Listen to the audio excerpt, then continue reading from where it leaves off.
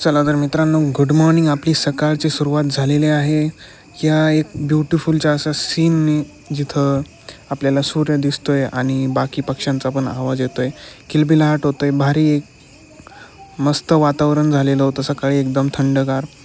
आणि यानंतर पाहूया आपण. चला तर सगळं आवरून आता बसलेलो आहे ट्रॅक्टरवर आणि ट्रॉली घ्यायला निघालो होतो. ट्रॉली पण आणलेली आहे. आता मकाचे कणस गोळा करायचे आणि ते एक ठिकाणी गोळा करून त्यांचे दाणे करायचे. गोळा करायला सुरुवात झालेली आहे मित्रांनो. थोड्याच वेळात गोळा होतील. त्यानंतर आपले जे रेन पाईप होते ते उचलायचं. एवढा घाम आलेला होता, उचलून ते दुसऱ्या शेतात टाकले. आणि मकाचा जो राहिलेला सुकलेला पाला होता तो जाळायचा होता. त्यासाठी ते पहिले रेन पाईप पहिले बाहेर काढायचे होते. तर त्याच्यासाठी हे रेन पाईप पहिले बाहेर काढले, मग जाळायला सुरुवात केली. इथं स्टार्टिंगला मागच्या साईडनी सुरुवात केलेली.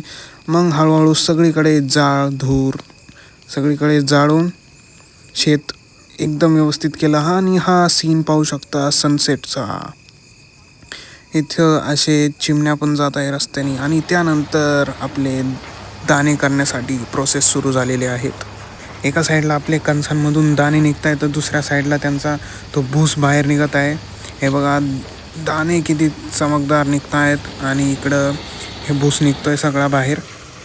चला, मकाचे दाणे आता काढून झालेले. आता त्यांना 2-3 दिवस वाळवायला लागेल. चला तर पुढं आता रात्र झालेली आहे. आता आपल्याला जायचं आहे पाईप आणायला. पप्पा ट्रॅक्टर चालवत आहे आणि आम्ही बसलेलो आहे माग. हीच आहे मजा करणारी गावाकडची लाईफ मित्रांनो.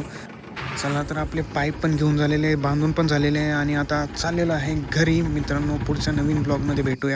चला तर मित्रांनो, a day in farmers life हा मिनी ब्लॉग संपलेला आहे.